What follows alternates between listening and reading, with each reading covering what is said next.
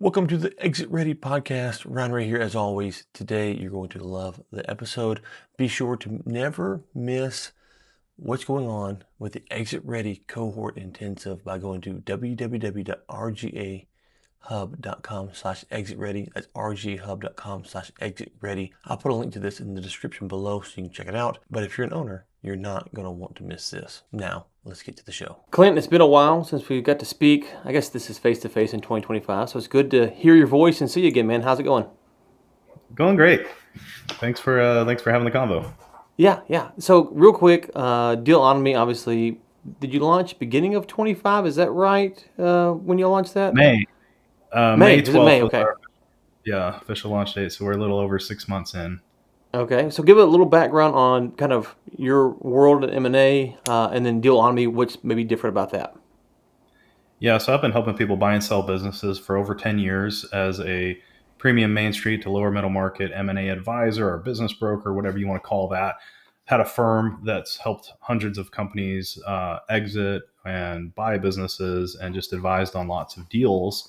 Um, I kind of discovered there's a real mess going on in this marketplace. Like, I think one of the biggest problems is buyers feel like they're getting no love, and all the brokers out there are just trying to get as many listings as they can and control the listings, can control the deals, but more and more buyers are being attracted to this space, and they don't have anyone on their side of the table.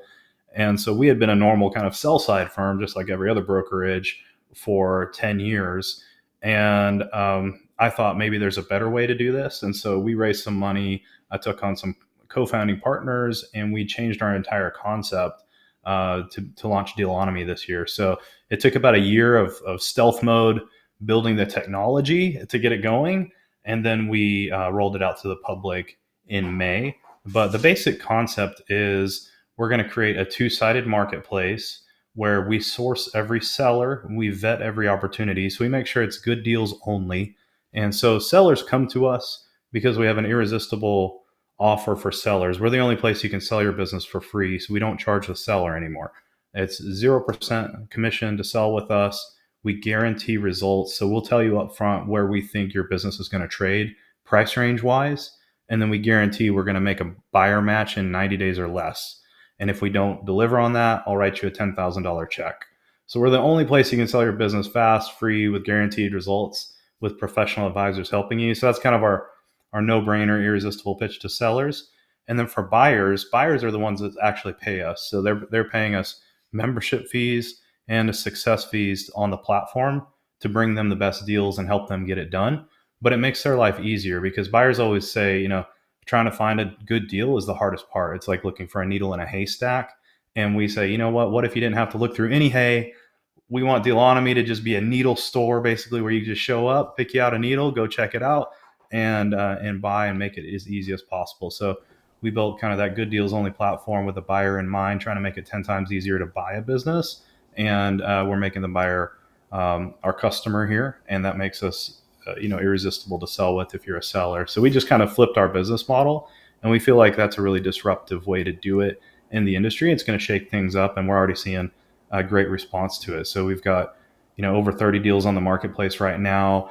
We're getting them under contract every day, but we're signing up multiple deals a week right now. So that's growing exponentially. I think we'll be over 100 deals before long, and we just want to be that first place people go to buy a business because they say, what, all the deals there are good. They're great people. They're easy to work with. Their technology is easy to get deals done on, and that's what we're going for. So that's our new concept. Okay, so you said that buyers aren't getting love, and I think I know what you mean, but I would Yeah. argue that from the Main Street kind of influence as far as like a Cody Sanchez or other names, a lot of them are talking and educating buyers. Yeah. When it comes to the deal, that's the problem. But what I've seen is that there's a ton of buyers, but the sellers aren't really educated on what they need to do to be ready so they can walk to someone like you and go, hey, I'm ready to exit. And then you can say, oh, here's this, this price range, here's the offer, and then go, oh yeah, that's exactly what I was expecting. They usually go, at least in my experience, wait, I wanted a lot more than that. And you have to tell them, no, you haven't done the work to get there yet. Yeah, exactly. Well, we still do basically our same white glove service sell side. We just do it for free now, like instead of charging for it. So for us, that looks like we take in multiple years of their financials, we analyze it, we pull comps, we walk them through evaluation, and some of them are ready to sell, like they've got a sellable business, and the valuation range is within their realm of expectations, and we're able to, and they're ready to get it done. And then others aren't ready. For one reason or another, it's not good timing, or the business value isn't where they thought it would be yet. And for them, sometimes they have to go back and work on their business for a bit and then come back when it's ready. Timing's better, or the valuation's where they want it to be. And so in those situations, which is quite frequent, I think it's actually more often than not, um, we'll give them some pointers, tell them what it needs to look like. So for instance, if we value someone's business and we say, hey, you're going to get between $2 to $2.5 million for your small business, and they said, oh man, I really need 5.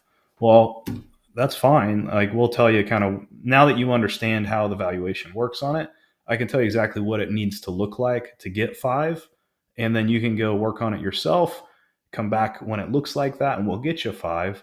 Or if you need some expert advice or opinions, we have a good Rolodex of consultants and people that can jump in and help you get unstuck, or unlock your value and go to a higher level. We don't personally do that, but we use great experts around the country to like help them unlock that value if that's what they need to do. Okay. What percentage of owners would you say ultimately are leaving money on the table because they waited too long?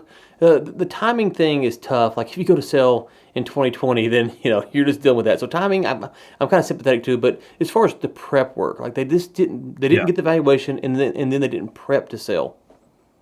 Yeah, when I say timing, I'm mainly talking about internal timing. We can't Yeah, control COVID, we can't yeah. control recessions, we can't control those external factors, and but you can control internal timing. And so bad timing usually looks like the seller held on too long. Like, that's kind of a death blow to a lot of small businesses, and especially boomer owners, like the older generation right now that owns. I think they own like 60% of small businesses. They own a lot of them.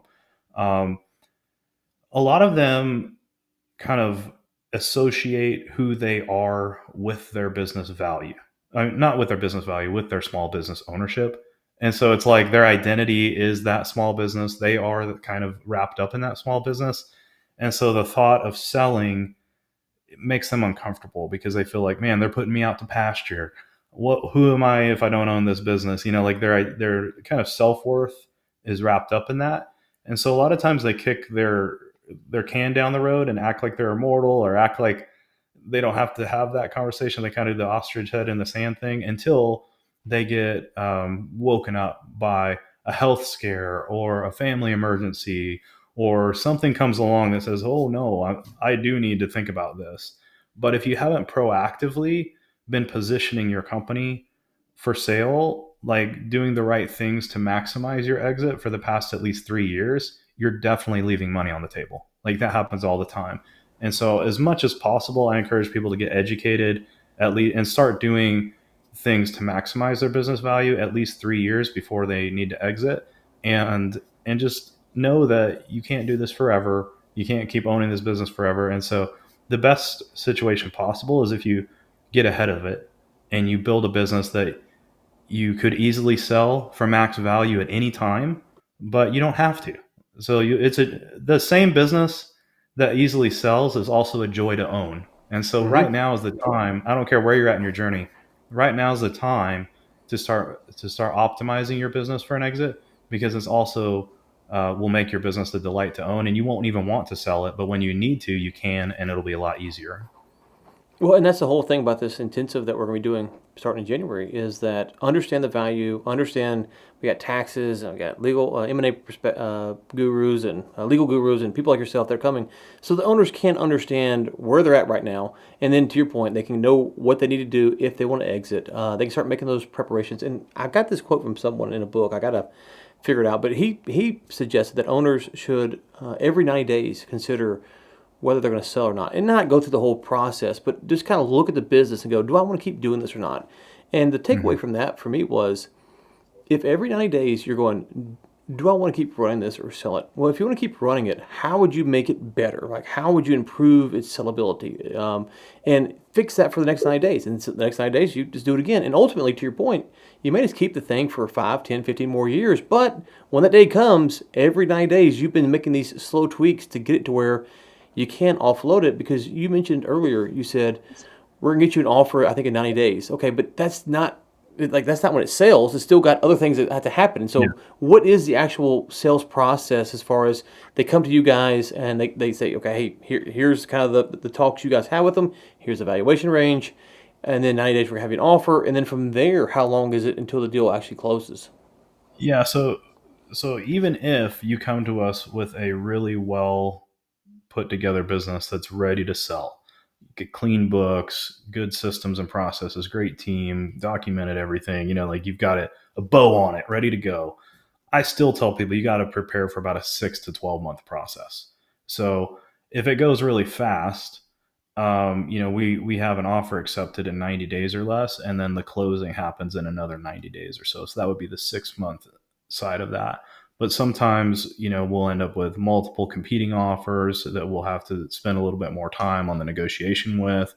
And then, sometimes it takes a little longer to close the deal, depending on the complexity of it and where the finances are coming from and all that. And um, so yeah, it is a process. You can't sell your business overnight, not for max value, anyways. And so definitely, um, I think it's not just 3 years. I think you might add another year to that if you want to really start thinking about maximizing, because you want to be able to look back on the last 3 years and see just everything's got a bow on it, cleaned up, ready to go. You have multiple years of really nice looking financials, and then you've got a year to run this process to really make sure you've got the right fit as a buyer, negotiated the great deal, and do a transition plan with them, which sometimes the transition can be another year. So these are not overnight things, but you've got to start thinking about succession if you're an owner.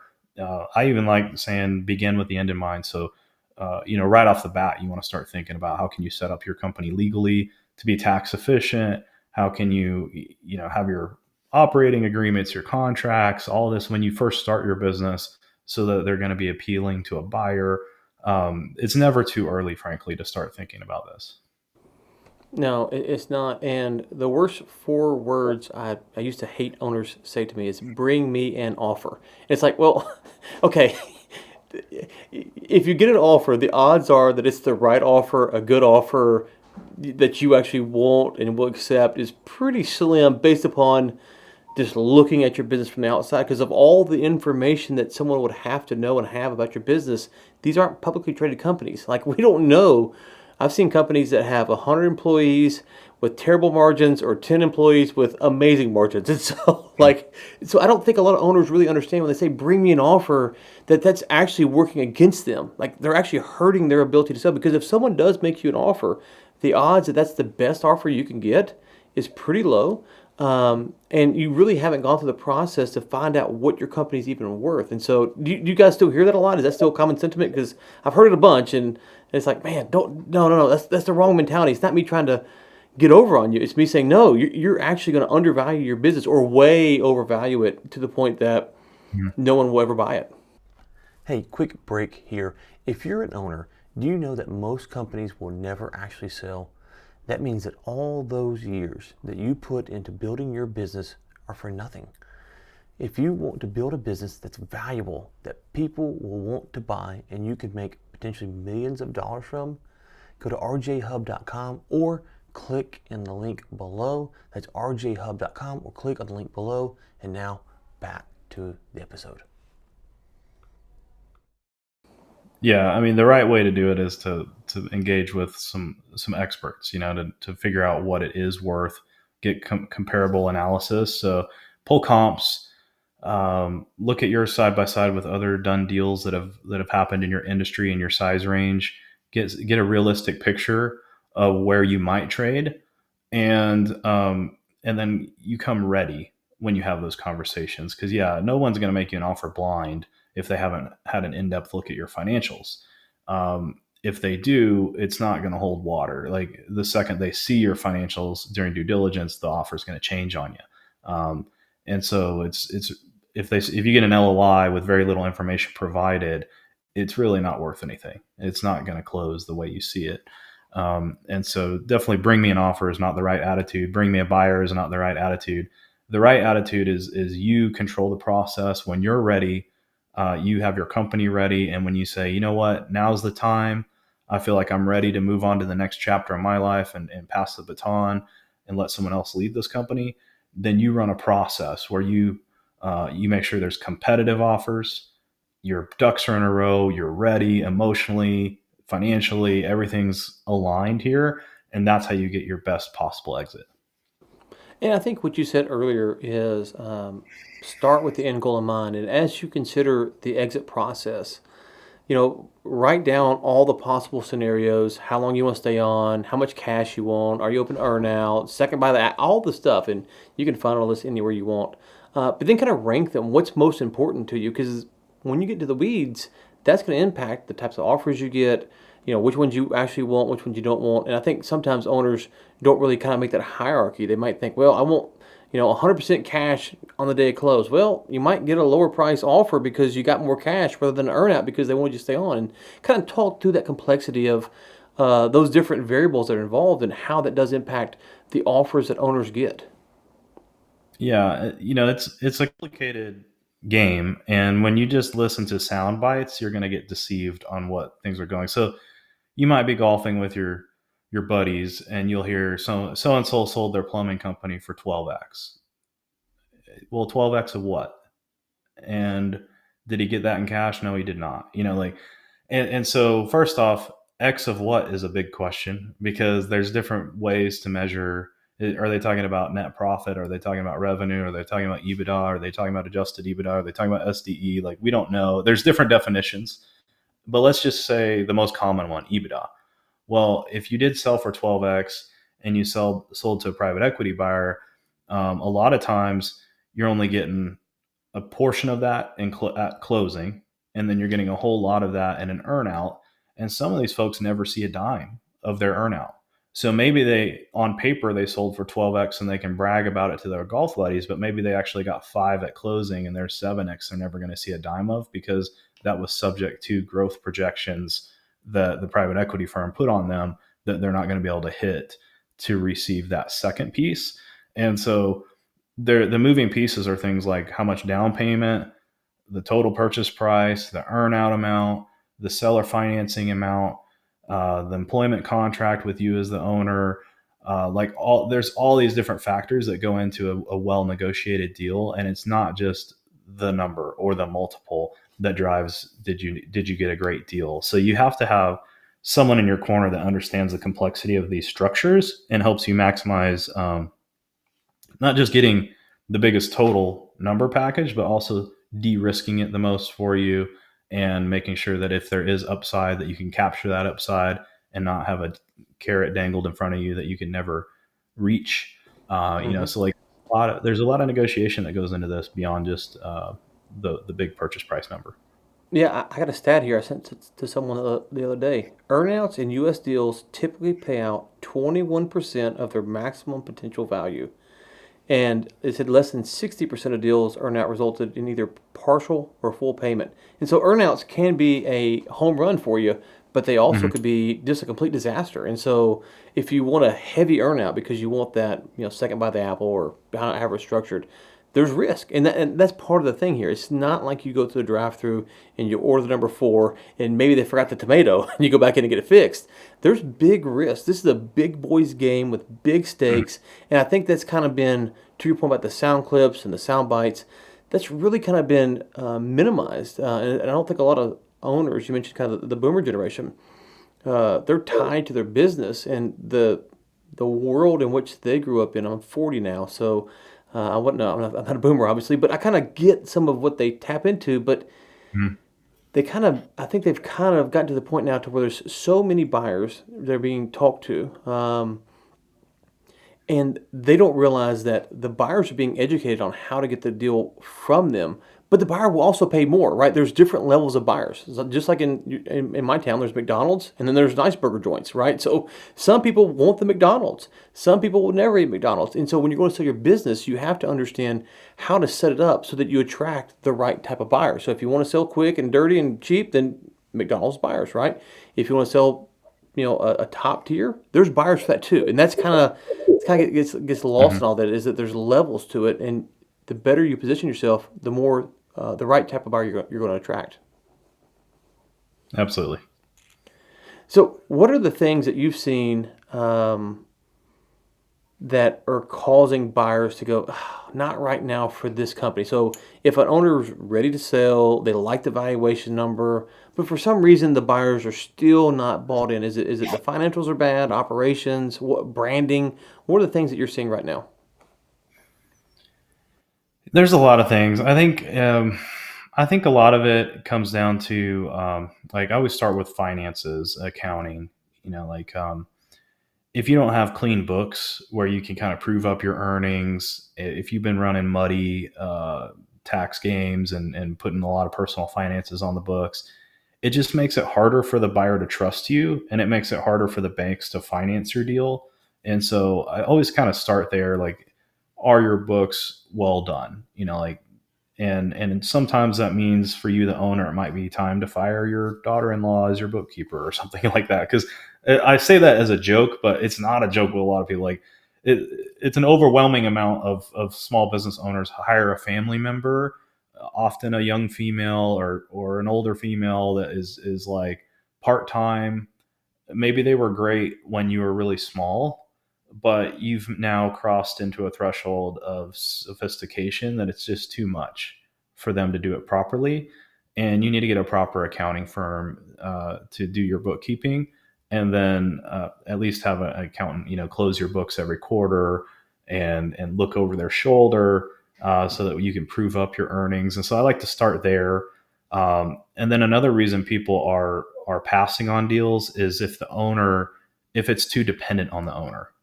And so that's a very common one with the boomer generation, because a lot of times they've owned the business for decades and they've become kind of the man or the woman. Like they're the person that everyone associates with that business. Everyone has their cell phone. They're on all the board of directors in the industry. They have big hitter relationships with their big clients. And so if like your biggest clients all deal directly with you, and your biggest vendors all know they can go to you directly, and it's your personal reputation that carries so much weight in the business. Your books can be great, and your finances, your earnings can be solid, all that can be great. But if a buyer looks at that and is like, man, I just can't even fill those shoes, I don't know that I'm going to be able to keep everybody, all the customers, all the employees, all the vendors, because so much revolves around you and your personal skills and relationships over decades here. That could be a big turnoff. And it's funny because it's kind of counterintuitive to a lot of owners. Like a lot of owners like to take pride in how knowledgeable they are, how important they are, uh, how much of an expert they are in their area of expertise. But it's actually a double-edged sword where buyers look at that and it's like, man, I'd rather you be less important. I'd rather you have a good team that does all those critical functions. And so a buyer thinks it's really attractive if you're not the main rainmaker on sales, if you're not the main contact with the most important customers and the most important vendors, and you're doing more like owner stuff instead of top employee stuff. And so owner stuff is like you're leading the leaders on your team, you're managing the finances of the company, things like that. But you have key leaders in place that lead the marketing and the sales efforts and the customer service efforts and things like that. That these the people go to them instead of to you for everything, and your phone isn't constantly blowing up with fires you have to put out and only you can put out. Like that's a sign of a strong company, and that really gives buyers confidence if you can show that you've turned that corner and doing owner stuff most of the time instead of top producer stuff most of the time. Yeah, and if you think about it, if you went to buy a McDonald's or a Burger King or a franchise from someone, and it's like, well, what do you do? Well, I actually am the person who does the most menial task in the business. You'd be like, well, hold on, wait, why am I buying this franchise again? I'm not really. I want to run the franchise. I want to manage the franchise. Maybe I want to have like six of them. And so in your business, it's the same way. But you hit on a few good things there I wanted to ask you about. So you mentioned banks. So let's talk about banks real quick. So sub 5 million. I know there's some that will do above that, but sub 5 million is SBA land, right? And so what percentage of deals sub 5 million are going to go SBA? Um, the ones that are, so it's kind of a tough question because there's a lot of like very small deals Mm-hmm. that are we just Yeah. don't mess with at our firm. So we typically do the higher end of the SBA world, like the $1 to $5 million deals. But what's funny is the average deal sold, like if you go to Biz Buy Sell or these other big marketplaces, the average actual size is like 300K, very small, and that's just not big enough for our firm to get involved with. But the ones that are like at least a half a million in value to that 5 million in value range, I'd say like if they're SBA financeable, that's the direction most buyers go.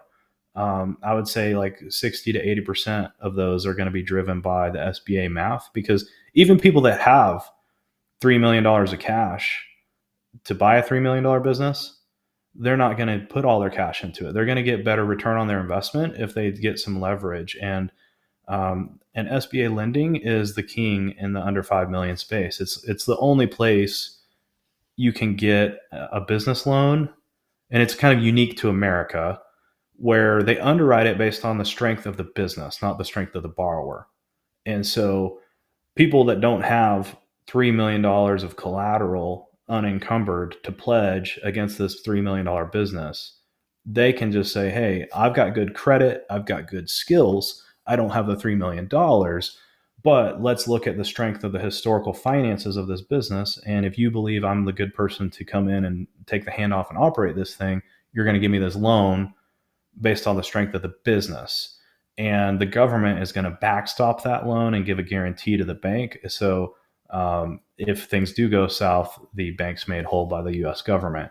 And that's how the SBA lending system works. And it really, small business is the backbone of our economy. And the SBA 7A program, which I was just describing, it really helps a ton of small businesses change hands successfully by opening that gate to financing based on the strength of the business itself that you're selling. So, yeah, if you got a good business that is doing, I'd say between 200,000 to a million in profit, however we define profit, like a very good chance your buyer is going to want to get an SBA loan. Very good chance. Okay. So you mentioned on the SBA may think of something, a deal I looked at one time.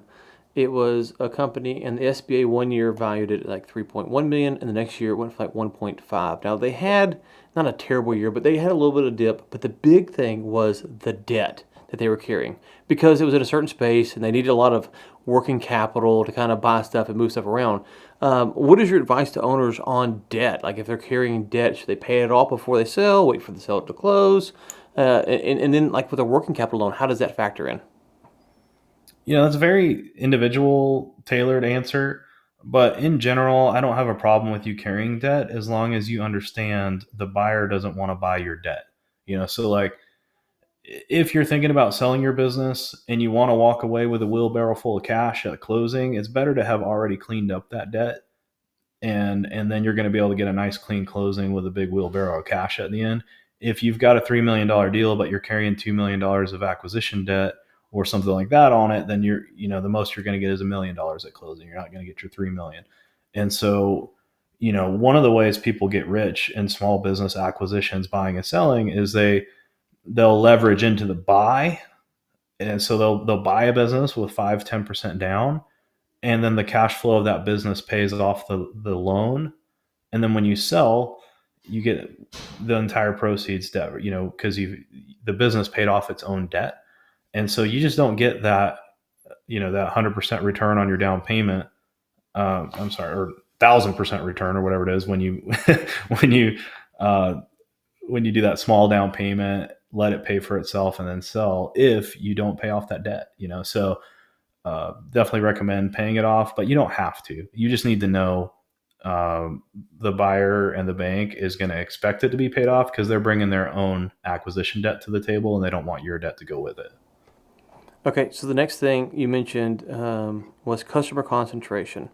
So where is a? I know each business is a little bit different. So if you're selling widgets, it's not really a problem. You got a billion widgets, unless you have like Walmart buying your widgets. But in general, on average, is it 20%, 30%, 40%, 10%? What's a good rule of thumb for customer concentration?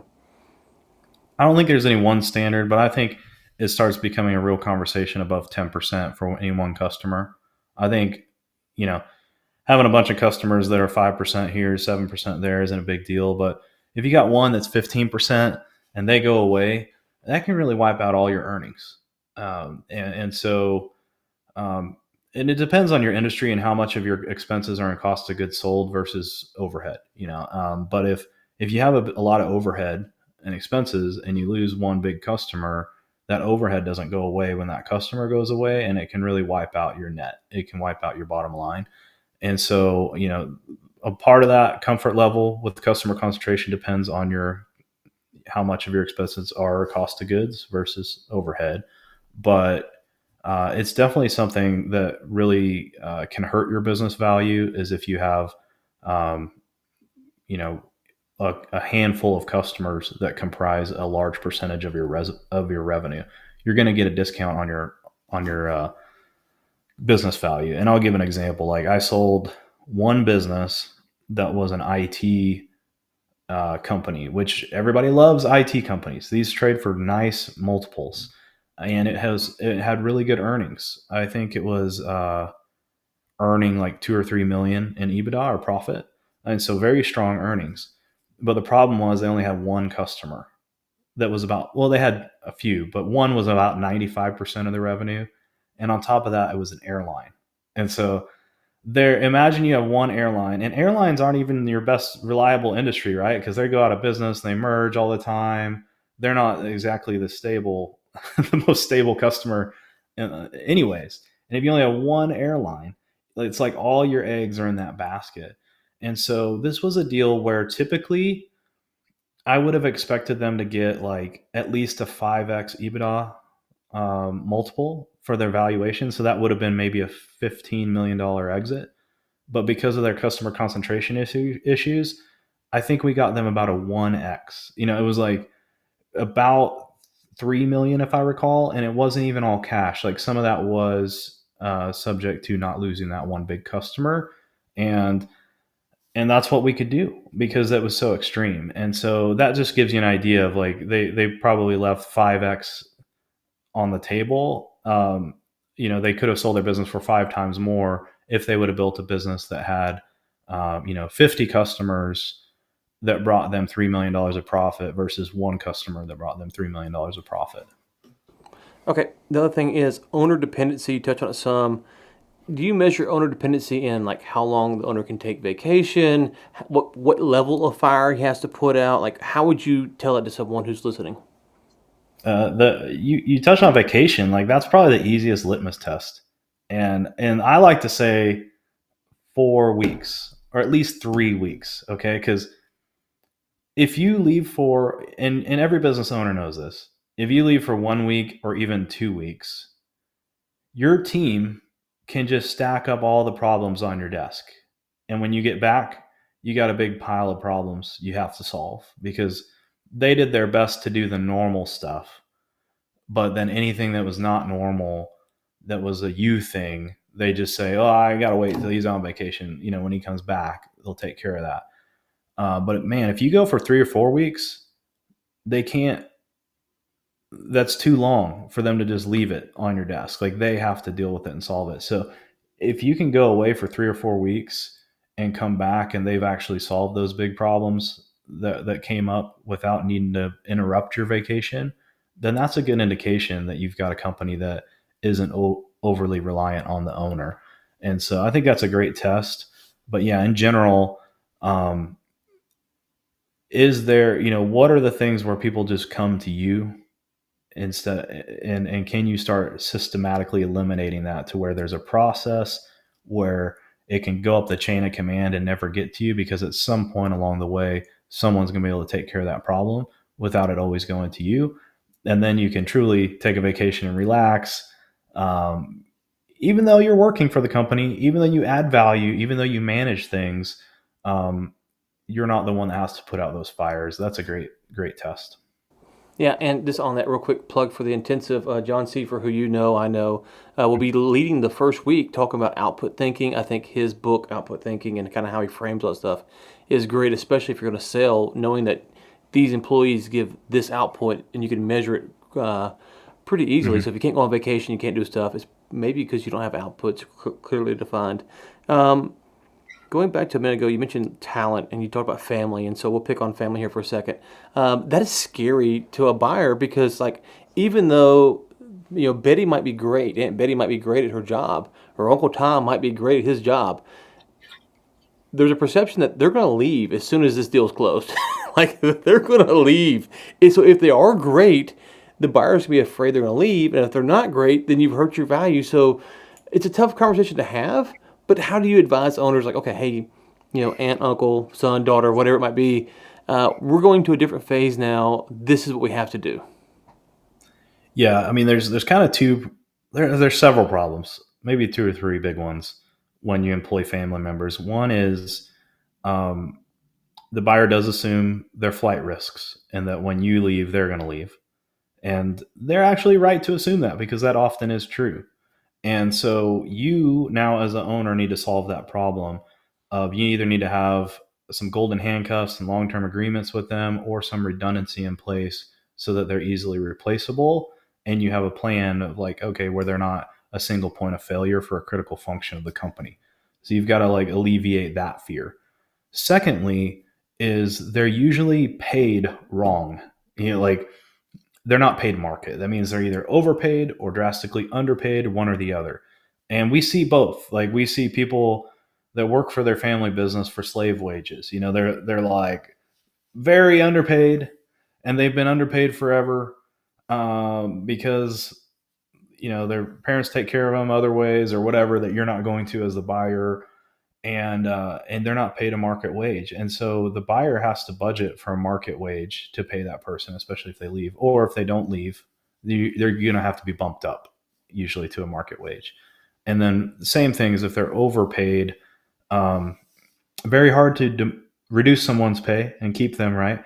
And so you're going to have to know that, and it's problematic. Like people learn that person's overpaid, and that can create resentment in the organization, all kinds of things. And so that's another problem that pops up. And then in general, it's just um, you just worry about the culture of the company and the messages that send. If you employ too many family members, are they getting treated the same? Is there nepotism going on? Is there resentment about this going on? Are they, do they deserve to be in those spots? Like those all comes into play. So if you do employ family members, that's great. Just be aware of the buyer's fears in all these areas, and you got to have good answers of if they're going to stay. How do I know they're going to stay? How do I know they're making a market wage? How do I know that they're respected and that your culture is strong? Like you've got to be able to be prepared for those answers.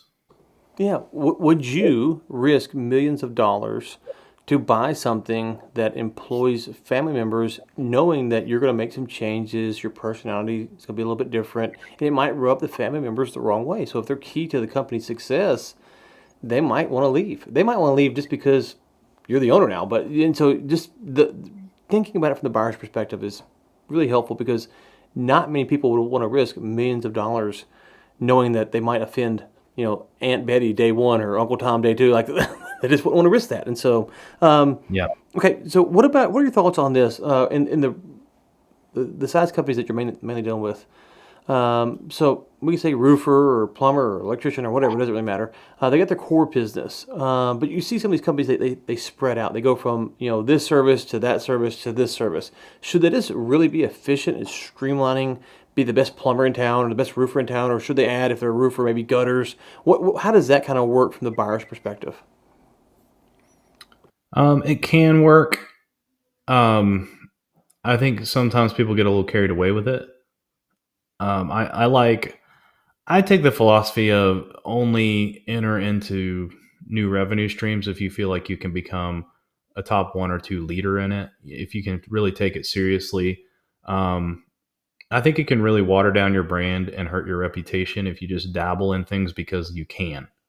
So you're already in the house because you're a service plumber, and then you say, "Hey, you want some pest control while I'm here?" Like I you may get some sales from that, but if your pest control people aren't the best pest control people and they don't know that, if you're not masters of that niche, um, they can end up firing you for pest control and then never call you back for plumbing, and now you just lost both because you weren't great at both. And so I would say don't dabble if you're going to invest in another uh, you know piece of business that you go after. Like, make sure you make proper investments to staff it right, equip it right, market it right, and how can you do that without being toxic to your core offering. And quite frankly, like, I think a lot of people underestimate how big and successful you can be just staying in your lane. Like, just staying in Yes. your lane. Like, Yes. if you're in a major metro and you're a plumber, like, man, there's a lot of plumbing. There's a lot of plumbing to Yes. do, and sometimes just staying in your lane is the easiest and best way to grow, and is the safest bet. So I'm not like strongly opinionated that you shouldn't ever do it. I just think if you're going to do it, make sure you do it right. Yeah, I can't tell you how many owners I've talked to of a trades company, and they'll say, "Well, the city or county or wherever I live in, it's got X amount of people," and it's like, "Well, you've got two trucks running, so yeah, it's got Yeah. that many people, but you've not tapped into but a fraction of percentage." So I think a lot of people, to your point, they underestimate the total addressable market of where they're at. There are exceptions to the rules, but most aren't number one in their area. And if they are number one, then that might be all that you should aspire to be, depending on what your goals were, what you mentioned earlier. Okay, final question for you. Well, I guess I got two questions. So first is January 27th. I think we said you'll be teaching that Tuesday. Give them a little preview of what you're going to go through for the owners who will be there, and then after that, where can people find you at if they want to work with you before then? Yeah. So what I want to teach on is just viewing your business through the lens of an acquirer. Hmm. And so we've been hitting on some of these topics already, Mm-hmm. but I want to do a more in-depth conversation about that.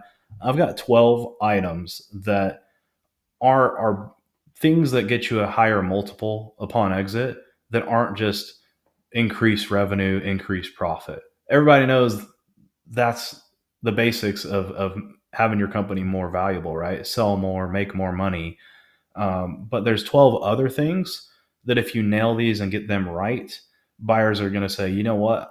I'll pay extra for this business. I'll pay more than your competitor that's making the same dollars because you've mastered all these other areas that are important to me as a buyer, and I'm going to pay an extra turn. I'm going to pay an extra, multiple or two on this business. And so, what are those? And I guarantee if you sit through this session, you're going to see at least one or two that are just going to jump out like red flashing lights at you that says, man, I never even thought of that. We totally have ignored this our entire time of ownership. And so you don't have to do all 12, but just go and listen to all 12. And then you're going to pick out one or two that you can go put into action. It's going to make your business that much more valuable. And then great, that's great. That's exactly what I wanted. I didn't know before we picked the day before this, but we didn't talk about what you're going to talk about. So that's great to hear.